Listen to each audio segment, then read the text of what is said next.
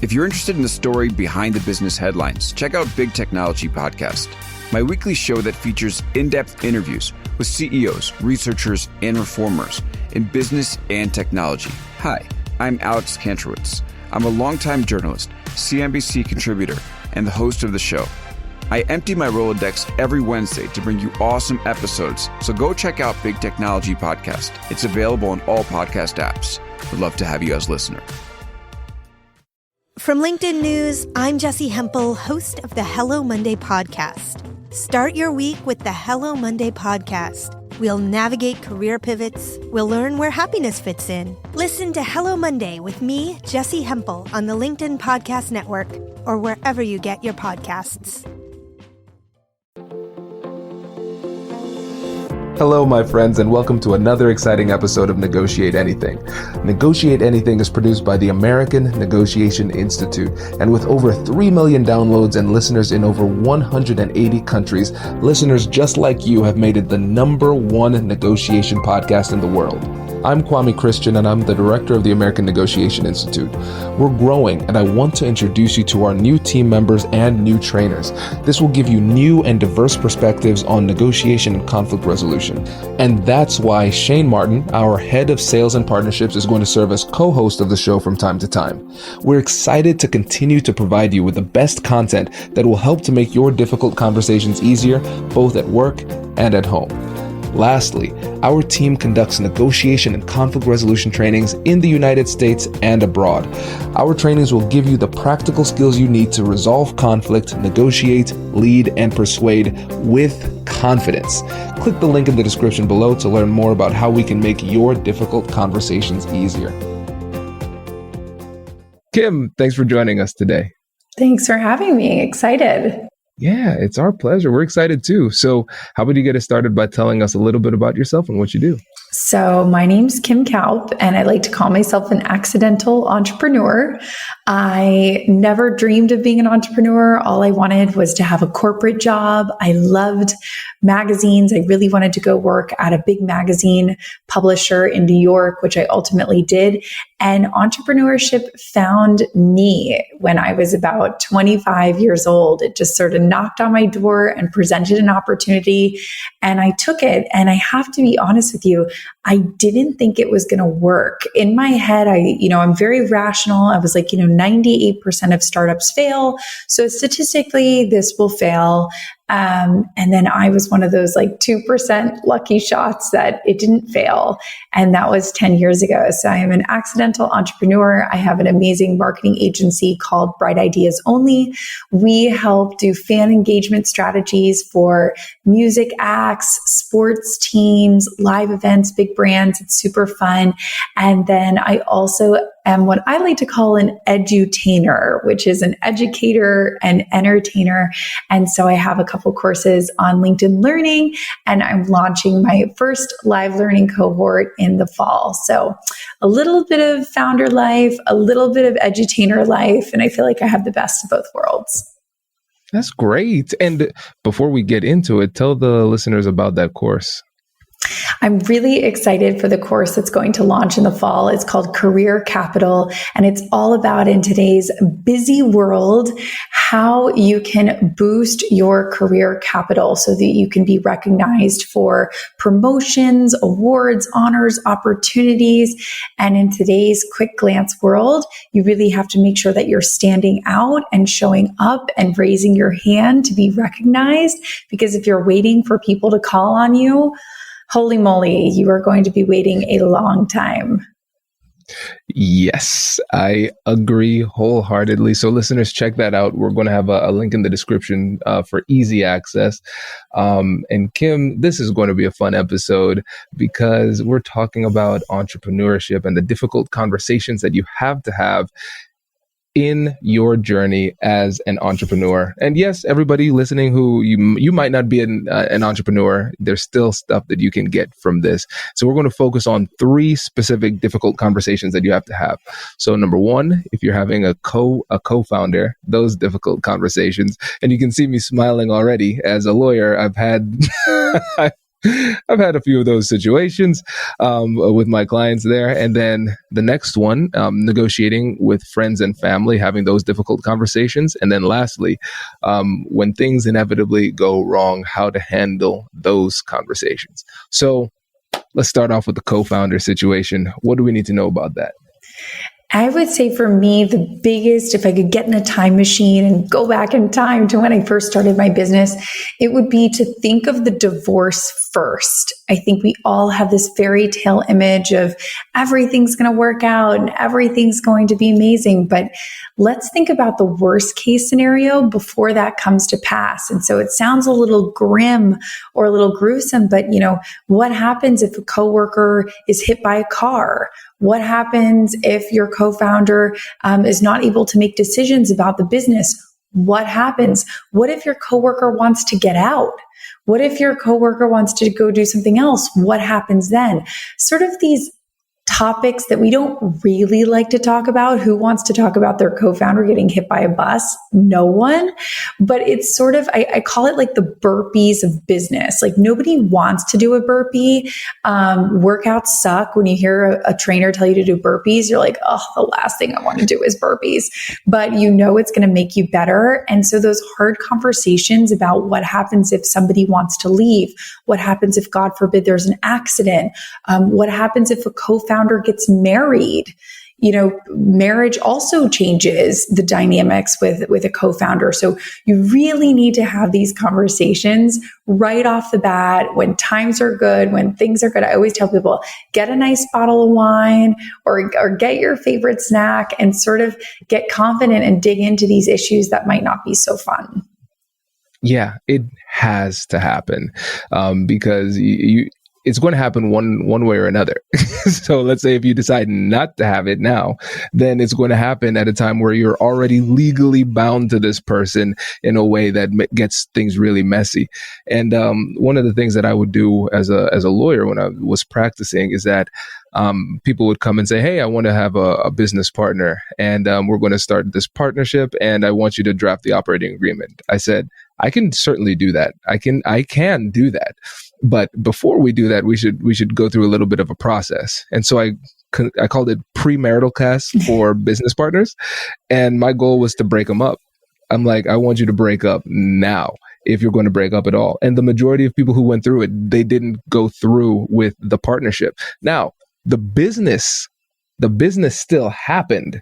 It didn't happen as partners. And I think that's really important to recognize because there's usually one person who's in it a little bit more than the other. We have to figure that out. And it takes asking a lot of hard questions and having a lot of hard conversations. But it pays off because you don't want to have that conversation when it's too late.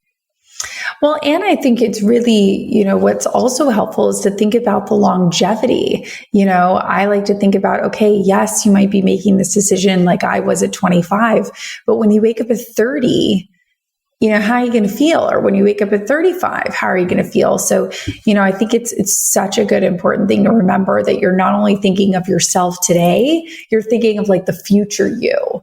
And so you might say, well, of course I would never want to leave the business. Of course this would never happen. And you kind of say, well, you don't know what future you would want. So don't necessarily discount that conversation. Exactly. And in your experience and based on what you've seen working with other entrepreneurs, what is it that really holds people back from having these important conversations up front?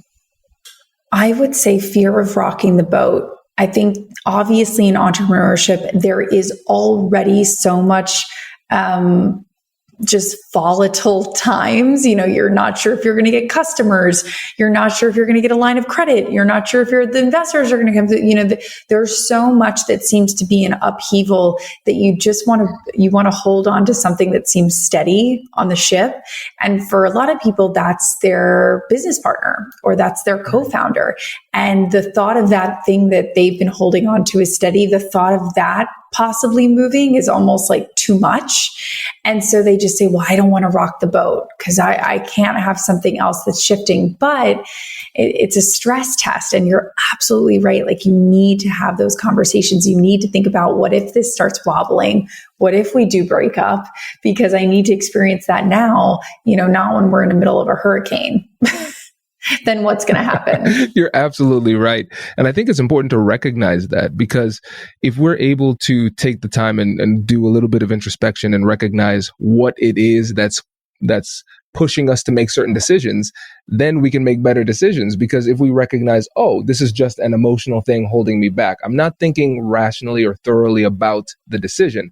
I'm saying, no, I don't want to have this conversation because I don't feel like having the conversation. I'm afraid of having the conversation. That might be legitimate in terms of the reality of the emotions, but is not legitimate in terms of the quality of the decision that you're making. 100%.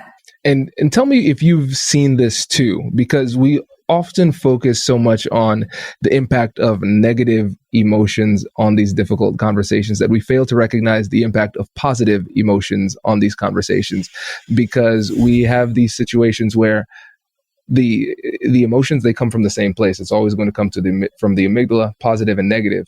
But when you're emotional, you're not thinking clearly, regardless of whether it's positive or negative. And so you see these entrepreneurs who are essentially in the infatuation stage of their budding partnership, and they can't see what's wrong with their partner or what's wrong going forward. And because of that, they just merrily prance into this business relationship long term. And then it's like a year later, it's like, who am I with? Why did I do this? Exactly. And I will say that is definitely the case more times than not. And I will say that's definitely the case. And if it's not that case right away after a year, it will surely be the case after 5 years, 10 years. It's what happens. Absolutely. And I think one tip to keep in mind is that sometimes you have to recognize when you're too close to be objective in the conversation. It might be helpful to bring in somebody. So for me as a lawyer, I do that. Most lawyers don't do that. They just write down the contracts. But you could talk to maybe a business coach, right? Do you do coaching or just courses? I just do courses and sort of like sprints. So you might think of it like a business coach, but I might work exclusively with someone for like 2 months, but it's not an ongoing, year plus thing. For me, it's really about getting people in a good spot and sending them on their way. Gotcha. Okay. That's good. Because I was thinking a business coach, a mentor, a friend, somebody else to help you to stay objective in your analysis. And frankly, somebody else who could be the bad guy. I tell my clients all the time, I can just, you have to be with this person. I let me be the bad guy for you. But yeah, I think recognizing your limits is important too. And now let's talk about friends and family. So when we're thinking about the difficult conversations with friends and family that surround entrepreneurship, what comes to mind for you? Does your company invest in professional development training?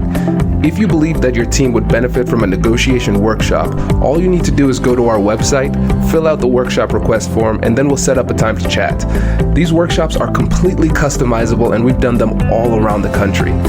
Negotiation and conflict resolution skills are beneficial across all professions, but they're especially useful in procurement, purchasing, sales, sourcing, and contract management. Our calendar is filling up quickly, and we even have some workshops scheduled for next year. If you think you might want one, I'd suggest reaching out soon so you don't miss out. Check out the link in the description to learn more. And now, back to the show. Brace the rudders! Raise the sails! Raise the sails! Captain, an unidentified ship is approaching. Over. Roger. Wait, is that an enterprise sales solution? Reach sales professionals, not professional sailors. With LinkedIn ads, you can target the right people by industry, job title, and more. We'll even give you a $100 credit on your next campaign. Get started today at linkedin.com/marketer. Terms and conditions apply.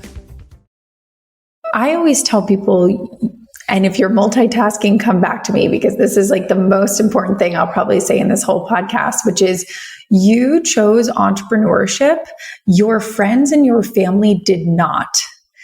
Okay, so you chose entrepreneurship, but your friends and your family are basically getting dragged on a ride that they did not stand in line for and they did not decide to get on. So when you start missing birthdays, going late to vacations, not being able to do some of the things that you would normally do because either funds are tight or you're spending all your time working on the business, that affects your loved ones and that affects the people that are around you the most. That affects your family, your spouse, your friends, your boyfriend, your girlfriend.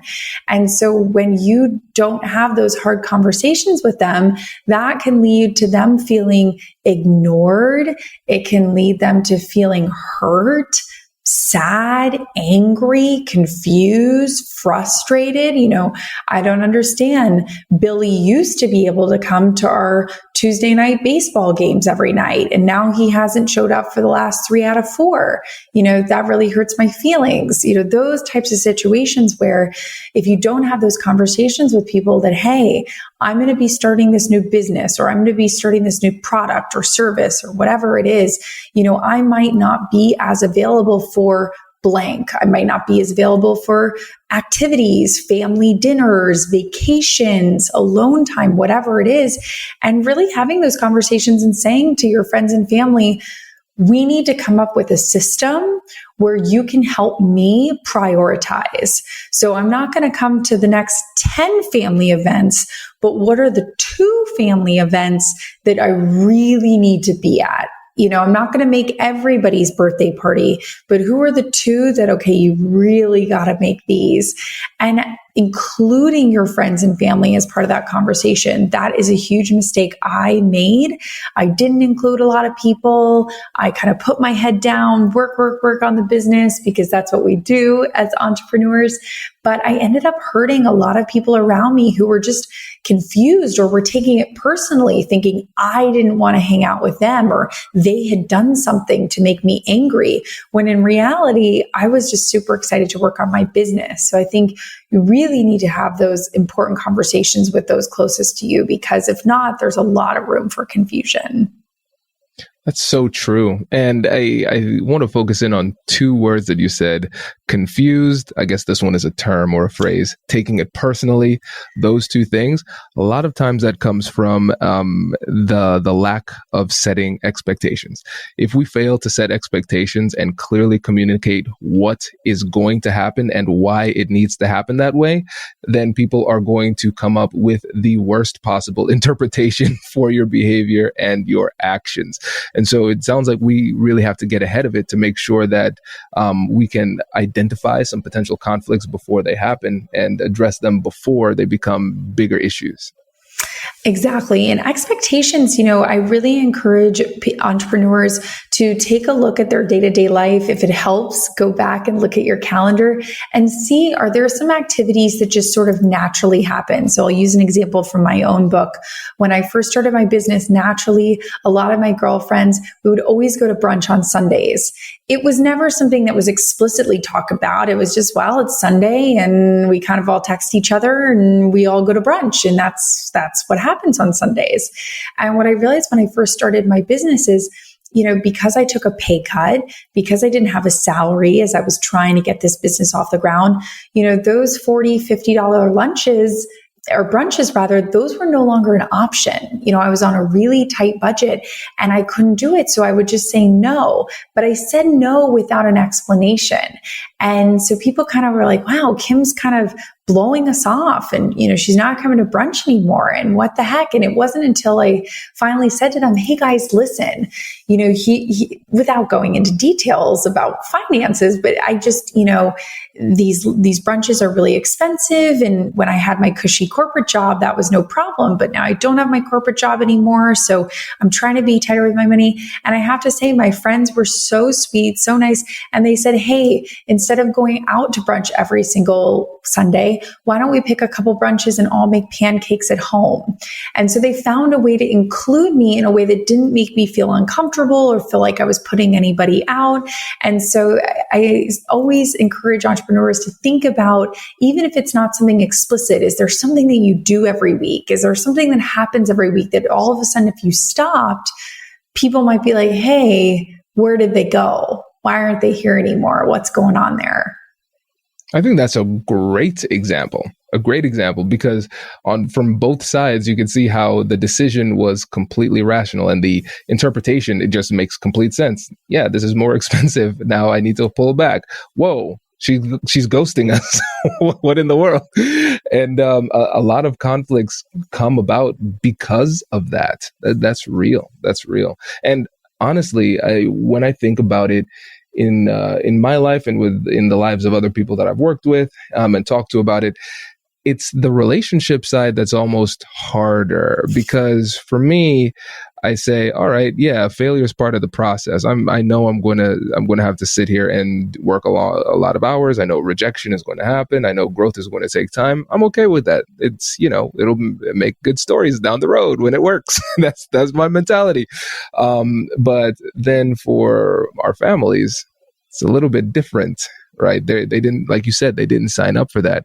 And when that pressure from them keeps on coming and these conversations keep happening, that endless reservoir of energy that I once had starts to become depleted very quickly. It's like, oh yeah, I could pull like 12-hour days pretty consistently. My passion, I'm running on passion. This is great.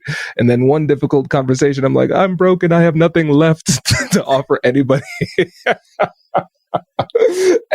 So if for nothing else, managing these conversations with your friends and family and doing it in a healthy way and staying ahead of it makes it a lot easier for you to be your best self in your entrepreneurial journey.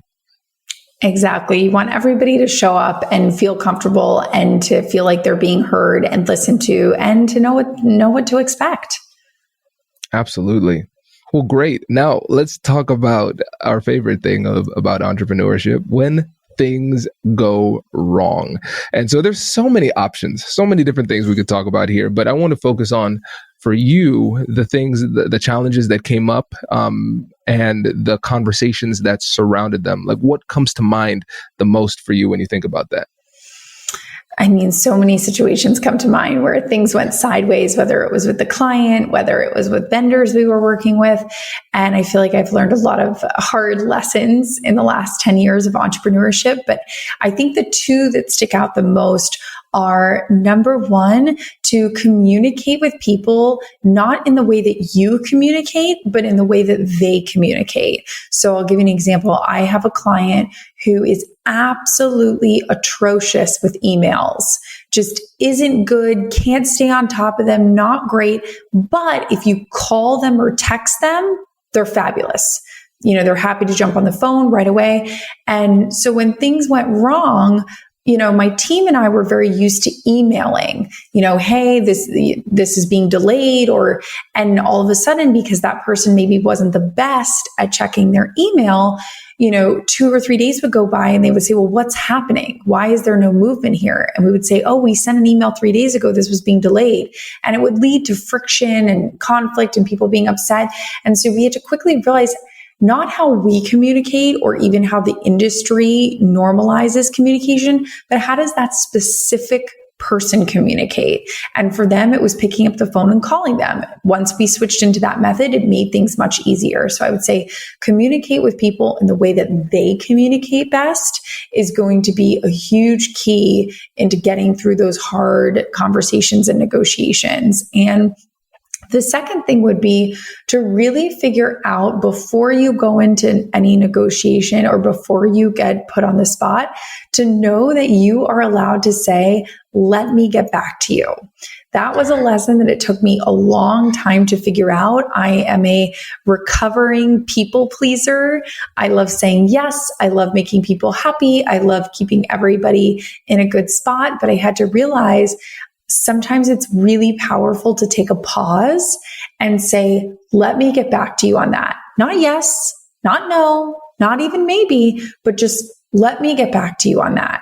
Let me think on that for a second, or a night, or an hour, or an afternoon, whatever it is, because there's power in the pause. So if I could also leave everybody with something, it would just be, remember that there is power in the pause, and it is okay to pause. Sometimes when you're negotiating, or things are getting heated, or people are elevating or getting excited, it's just always come back to the fact that you can always pause at any point and circle back. These tips are so clear and simple that people might say, well, that's obvious. And then you get into the situation and it is anything but obvious. And I think to your first point, understanding how people communicate, I think also being explicit about having that conversation too, because we go in with our assumptions and it's not entirely clear.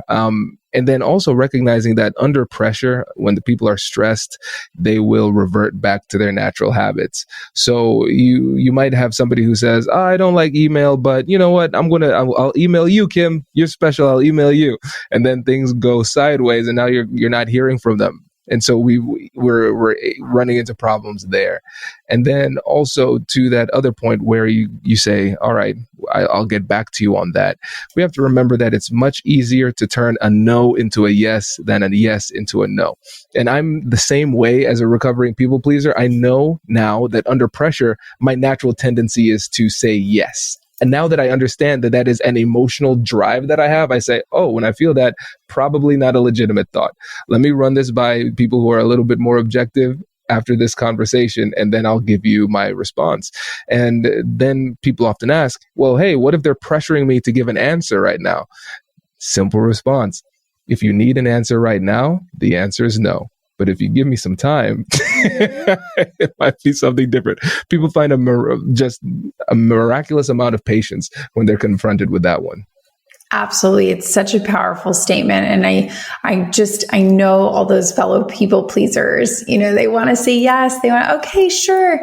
And I would say that honestly bleeds into your personal life as well. I can't tell you how many times I've woken up completely overwhelmed because not only do I have a full day of work, but I've signed up to volunteer. I've signed up to staff the event. And before I realized it, I'm like, oh my God, I have said yes to so many worthy causes or great things or mentoring somebody or helping somebody that it really ended up damaging myself and my goals and the work that I had wanted to accomplish for the week or the day. So I would say you also have to guard your own goals, guard your own time. So be very careful with your yeses. Absolutely. No, this is great. And before you go, what would you say is one thing that those budding entrepreneurs out there can do to find a little bit more confidence when it comes to having these difficult conversations? Honestly, for me, confidence comes with community. When I am surrounded by other founders who are going through the same things or leaders that are going through the same challenges as me, it gives me assurance and confidence that I can get through it too. So one thing that I personally started to help myself with that and thankfully has ended up helping so many others as well is, we meet every single Wednesday at 1 p.m. Eastern on LinkedIn. It's called Coffee with Kim. And it's a time where we can get that, quick boost of confidence, tips, tricks from fellow founders or leaders or experts. And I find that with that community aspect, that the confidence and being able to voice those concerns or questions that I have, it makes me feel so much better when I'm in those hard conversations. That's great. We will put a link to your LinkedIn in the description as well as with your upcoming course. That's going to be exciting too. So best of luck on that. Best of skill. I've stopped wishing people luck. I wish you skill. You got it. You're good. But Kim, really appreciate it. Thanks so much for joining us. Thank you so much for having me. I'm really excited, and I'm excited to hear from all the listeners. If you guys have questions or comments, I'm here for you. I joke that you can always find me on Instagram. I'm the other Kim K. So if you start searching KIMKA, there's going to be Kim Kardashian, and then right under her is going to be me. So I joke that I'm the Kim K with her clothes on. There's going to be a Kim K that's half naked, and there's going to be a Kim K, and that's me. So I'm the one with the clothes on, but I would love to hang, whether it's on Instagram or LinkedIn, and help you any way I can. Fantastic. Thanks again. Really appreciate it. Thank you.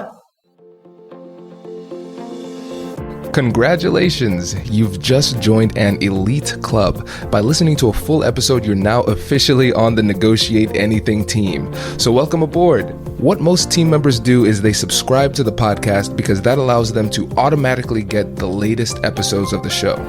The best things in life lie on the other side of difficult conversations. Keep learning, keep practicing, and keep getting better. Your relationships will improve, your career will soar, and you'll have the confidence you need to get the most out of these crucial conversations. Again, thank you for joining the team. We're excited to have you, and I will see you in the next episode. I'll catch you later.